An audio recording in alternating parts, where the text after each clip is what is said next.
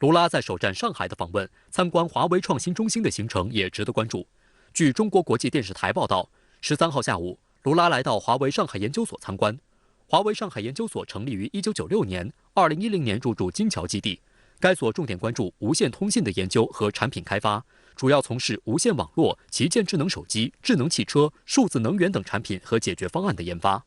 实际上，卢拉将参观华为在上海的创新中心的消息一经爆出，就受到美媒的特别关注。美国彭博新闻社12号报道声称，卢拉此举可能会惹恼美国，因为华盛顿一直指责华为参与所谓对美间谍活动。面对美媒炒作，在卢拉访华前的新闻发布会上，巴西外交部长维埃拉就表示，巴西希望与世界各地的每个人都保持良好而密切的关系，访问华为不应该被视为挑衅。既然总统访问其他国家，他就会访问这个国家的公司。维埃拉介绍，卢拉总统受到了华为的邀请，而该公司在巴西运营已有25年。众所周知，华为在 5G 领域的强势崛起，撼动了美国在通信行业的霸主地位。2019年就开始对华为进行打压，污称华为 5G 设备不安全，拉拢盟友伙伴一起对华为进行抵制。不过，美国疯狂破坏与华为合作伙伴的关系，除了一些所谓的盟友，并没有在更多的国家奏效，比如土耳其和巴西。2022年3月，在西班牙巴塞罗那举行的世界移动通信大会期间，巴西电信运营商 TIM 与华为签署了 5G City 联合创新合作备忘录，将共同打造巴西绿色城市库里提巴，使之成为巴西首个 5G City 样板城市。华为此前与 TIM 也是多年的合作伙伴，双方已经在巴西合作部署了 2G、3G、4G 网络。再次与 TIM 合作，对正处于美国全面打压封锁之下的华为来说，也是巨大的好消息。巴西的国土面积达到851万平方公里，人口2.1亿，未来在 5G 方面有着广阔的需求市场。卢拉此次率领的巴西代表团规模庞大，颇受关注。法新社、美国有线电视新闻网等外媒报道称，巴西代表团中大约有40名高级官员，包括巴西内阁部长、州长和国会议员，以及近200多位巴西商界领袖。外媒介绍，此次的代表团中的多名部长包括外交部、财政部、环境和气候变化部、农业和畜牧业部、科技创新部、矿业和能源部等。这表明农产品、铁矿石、地球资源卫星、5G 通信、半导体等产业和领域都在卢拉此次访华的经济议程中。It's a historical moment in which we bring people together. So many people coming from Brazil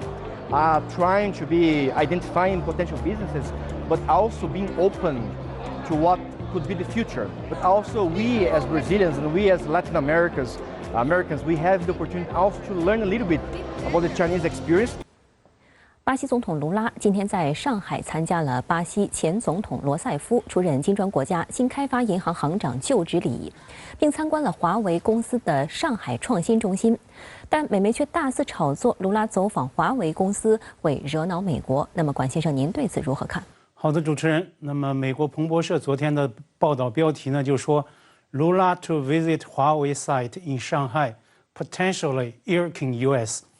卢拉到访华为的上海机构，这可能会惹恼美国。那么，按照彭博社的说法，卢拉今天到访华为的在上海的创新中心，那么对外释放出明确的信息：巴西不会在美国针对中国技术巨人的打压缠斗中选边站。但是呢，美式霸权逻辑，它的霸道与荒唐就在于，你不站我这一边，那你就是我的对头。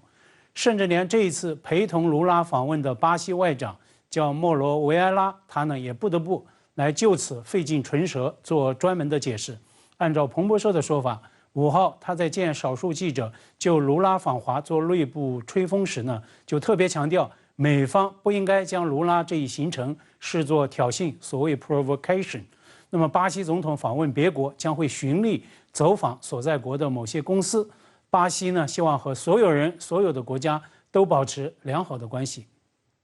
在舆论造势施压之外，美方是否对巴西总统此访搞了外交动作，我们呢不得而知。但是呢，我注意到美方已经有人多次警告巴西，如果与中国在微电子领域发生关系，那么巴西的半导体产业将会受影响，这是赤裸裸的威胁。但显然，美方的施压威胁无效，美方的恼火也被无视。巴西守住了作为南美主权大国它的外交原则与立场。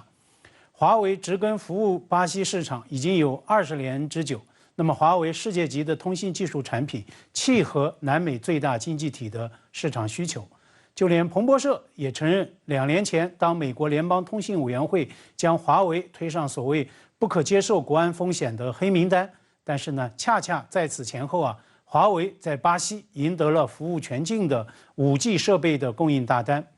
当然呢，这一很美国、很荒唐的外交插曲，也从侧面在见证美国对中国通讯科网巨头的打压毫无底线可言，无所不用其极。另外要注意的一个时点背景就是，美国众院下周呢将会投票表决所谓反制境外不受信任电讯公司法案。那么路透社昨天发自华盛顿的电稿说，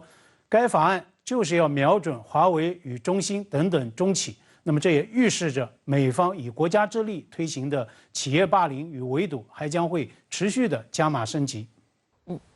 那在您看来，巴西总统此访有哪些特别看点呢？那么相信啊，今天很多人都像我一样注意到了这段视频。当卢拉总统一行下榻进驻上海那家酒店时啊，迎宾的老年爵士乐队奏响了巴西的民歌《在路旁》，这是大上海的腔调，这呢也是很中国、很热忱的迎宾礼数。巴西总统这次中国行因为个人健康原因被推后了几周，但是呢，推迟来华的访问团现在啊反而规模更大，光议员呢就多出了10几位。还包括随行的240位商界代表，我想这充分见证了巴方对推进双边合作、对深化巴中全面战略伙伴关系的强烈的意愿和动力。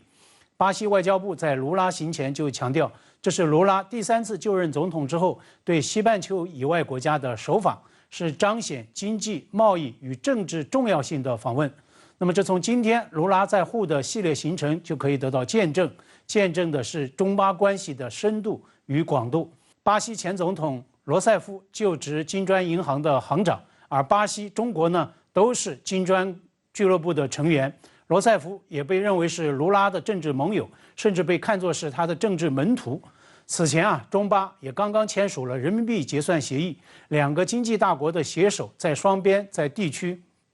等等多个层面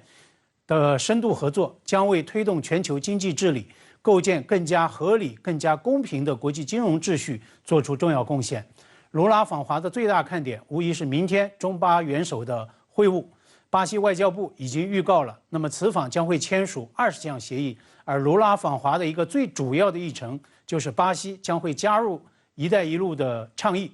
相信啊，明天会就此传来好消息。而随着南美最大经济体的正式加入，“一带一路”朋友圈将会再度扩容。中国元首亲自筹划、鼎力推进的“一带一路”倡议，正在深刻的影响，并且在塑造世界。